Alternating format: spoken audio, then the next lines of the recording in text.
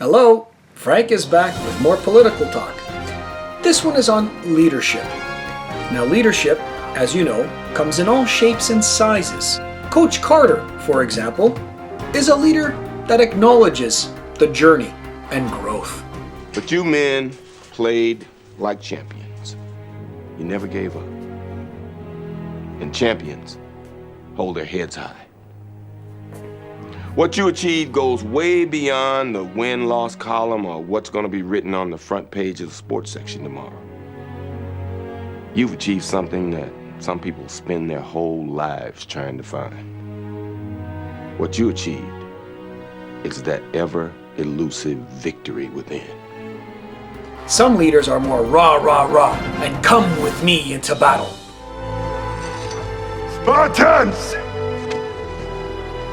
Ready your breakfast and eat hearty. For tonight, we dine in hell! Other leaders are very charismatic, caring in an unusual way that can passionately rally the troops. It's up to each and every one of you, my highly trained Stratonites, my killers who will not take no for an answer. My fucking warriors who will not hang up the phone until their client either buys or fucking dies!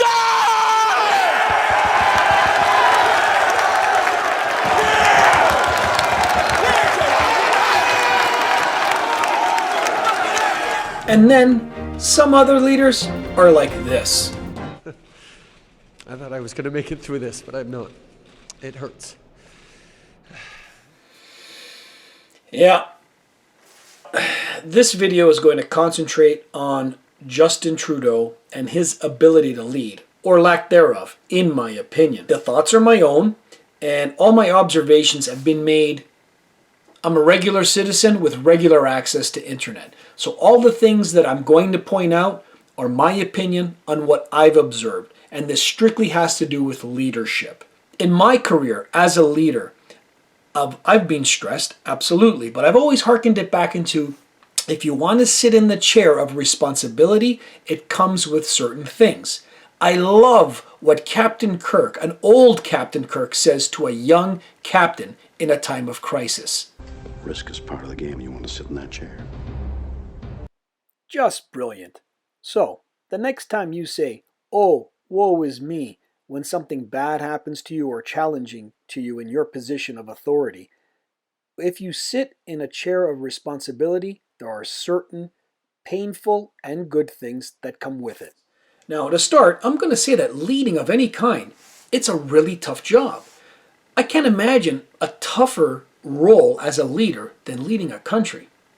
It's insane. What I will say that even in today's day and age, it's tougher more than ever. One thing I learned very early in my career is that people listen to what you say, and more importantly, they watch what you do. And I'm just a nobody. Could you imagine if you're a person with celebrity status or the leader of the country? They are watching you always. So it's way more important than ever to watch what you say and what you do. So let's not go into the big stuff right away. Let's start off with the little things, which it would seem that our Prime Minister just can't get right. Mr. Speaker, we all know that the rules of the House do not permit us to eat in this place. And the Prime Minister, who appeared to be hiding a bagel in his desk. Mr. Speaker, the Prime Minister has already stained this place with corruption. He does not need to stain it with mustard as well. Exactly. Indeed, Mr. Speaker, I apologize. It was a chocolate bar, but I apologize. Thank you, Mr. Speaker.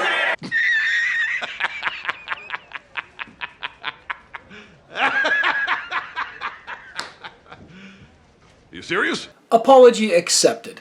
You thought you can get away with that one, didn't you? But there are rules for everyone. Let's continue with things that are still a little light, but still quite embarrassing. It's a gaffe by our Prime Minister when he forgot to mention Alberta on Canada Day. Now, being the Prime Minister of Canada should make the one person never to omit a province or a territory when listing them all off. It's quite the blunder on Mr. Trudeau's part. From every corner of the world, We may live in British Columbia, Yukon, the Northwest Territories, Saskatchewan, Manitoba, Nunavut, Ontario, Quebec, New Brunswick, Prince Edward Island, Nova Scotia, or Newfoundland and Labrador. I will remember you.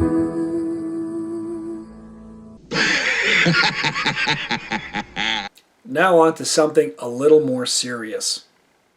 An ethics commissioner found that Justin Trudeau pressured his then Attorney General Jody Wilson-Raybould to intervene in the investigation of a fraud case around development group SNC Lavalin Inc.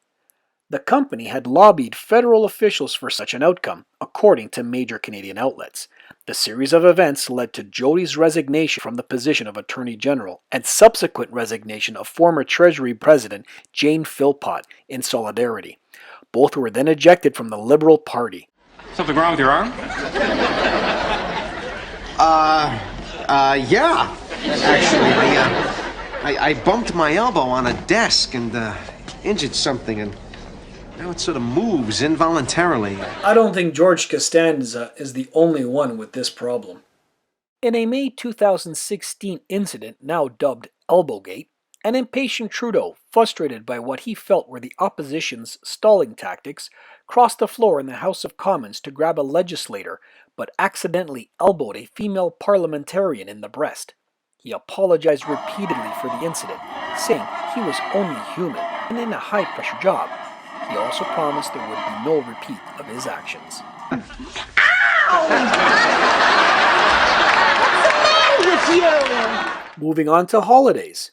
The ethics watchdog first sanctioned Trudeau in December 2017, ruling that the Prime Minister broke some conflict of interest rules when he accepted a vacation on the Aga Khan's private island in 2016. At the time, Aga Khan's foundation was formally registered to lobby Trudeau and his officials. Then in 2018, Trudeau's family repeatedly donned elaborate colored costumes during an 8-day trip to India, sparking widespread scorn on social media, especially since many of the Indian officials he met were wearing suits. During the trip, the Canadian side faced awkward questions about Jaspal Atwal as well, who was convicted in 1986 of attempted murder of an Indian politician visiting Canada and had been invited to a reception for Trudeau in New Delhi. This can only be described in one way. Back when Trudeau was campaigning, he made a big point of saying how Canada's current electoral system was flawed. Some agreed because the first-past-the-post system makes very little sense. But then at some point, the Trudeau government said, No. I don't believe in proportional representation. I don't think it's a good idea. I did commit to replacing the first-past-the-post system. I love the idea of a ranked ballot where you get to pick your first choice, pick the red guy first, and then the orange girl second, and the green person third, and then you never get the blue person. You can't be serious, man. You cannot be serious! Oh yeah, he's serious. Now, no one really knows officially why he broke this campaign promise, but one can only hazard a guess because it wasn't beneficial to the Liberal Party.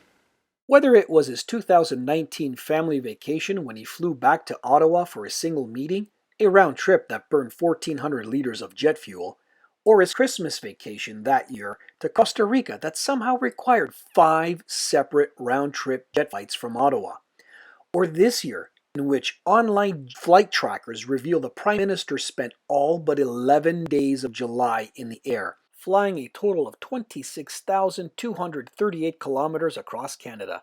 Essentially, Trudeau spent more time flying in July 2022 than he did the whole summer of 2021. What happened to that climate change thingy that he keeps talking about? According to the National Post, those flights in July nearly released 120 tons of carbon dioxide into the environment. Do as I say, people. Don't do as I do. That brings us to 2021, when Trudeau secretly slipped away for a beach vacation to Tofino rather than commemorate Canada's first ever Truth and Reconciliation Day. While millions of Canadians wearing orange showed their support for reconciliation, our Prime Minister seemed to show his true colors. The fact that this mother is not serving time in some federal penitentiary is a huge, hot, heaping pile of horse. Alrighty, now we move on to when our Canadian Prime Minister took a personal day off for bungee jumping with his children. Now look, no one is begrudging anyone for taking a personal day off, especially with their family. So why hasn't our Prime Minister come under fire for this?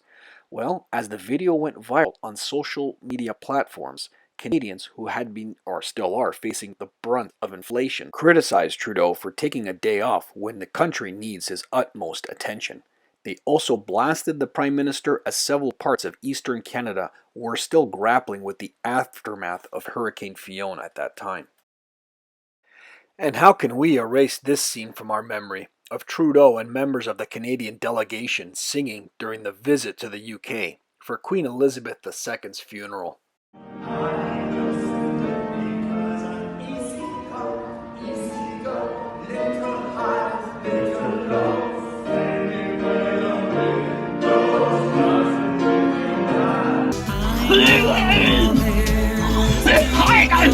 Yeah, what kind of makes me sick is that later on it was revealed that Trudeau and company spent $6,000 of taxpayers' money, $6,000 a night for accommodations. Surely spending that much per room would have provided you with big enough accommodations so that you could do your little sing fest in your room, not in the lobby and away from public consumption. Now look, I'm an extrovert as well, and I love to act like a jackass. It's fun, and it makes people laugh. I think the difference between Justin Trudeau and myself is that my foolishness, I do it at the appropriate time. I know when to shut it on and off, and I'm not the leader of a country. Yes, Mr. Trudeau, you may need to sacrifice some of your cooler moments if you want to take your position and yourself seriously. I mean, I know that if I were in charge, I'd probably change my little ways, at least make it way more difficult for the public to see my shenanigans in the back. I mean, I'd like to be taken seriously as a world leader. Don't you? One of my final examples of this poor leadership is Justin Trudeau's handling of the trucker convoy. He didn't even go talk to them. I mean, whether he agreed or disagreed with them, as a leader you need to talk to all the people. Have a listen to Larry Brock, Member of Parliament for Brantford and Brant, articulate this so much better than I could ever. As an elected official, as you are, as an elected official as I am, you represent the people who supported you and voted for you in the same fashion as those who did not. That's leadership poetry, and definitely something not in Justin Trudeau's playbook. Furthermore, he divided the people. He called them misogynistic. He called them racist. He called them all kinds of names. What are you doing? You are the leader of the country. You're supposed to be above all that and show emotional intelligence. And this is how you're behaving? And if that isn't bad enough, fresh off of that, China is experiencing some protests, and here's what he has to say about that. It's really important that citizens be able to make themselves heard, that they're protesting, yes, on a specific issue that touches on so many others of government control, of authoritarian states. We, of course, stand with those protesters. Sheer fucking hubris. You're damn right on that. So what's good for them is not necessarily good for us. Alright, I'm gonna stop now. I mean, trying to get these videos under 10 minutes on Justin Trudeau is an exercise in futility. There's just so much footage out there and material. I hope I demonstrated my argument here that Justin Trudeau is not a very good leader. He has the do as I say, don't do as I do approach. His actions contradict his fancy speeches. Frankly, he's not inspirational at all. Not to me anyways. I mean, when he acts casually on something that, I don't say it's a bad thing, it's just terribly timed. Or, as I say, it contradicts his mission statements. Either he can't read the room, or he doesn't care. And honestly, the things that I've shown you in this video are mostly behavioral. And if we're talking results, that's a completely different story. I mean, the housing market is a mess. Government institutions are a train wreck. And if you've seen inflation, it's not good. But no matter who Trudeau tries to blame, good leaders accept responsibility for whatever happens on their watch, even if they aren't directly involved in it. They're the leader. So from here I state the obvious. We must live with him at Canada's helm for a little while longer. Let's hope the next person can be a little bit more inspirational and lead properly, as a leader should. As always, I thank you so much for watching this video. Don't forget to like and subscribe, and we'll see you next time. Oh, in fact, I should wish you a very Merry Christmas to you and yours. Cheers.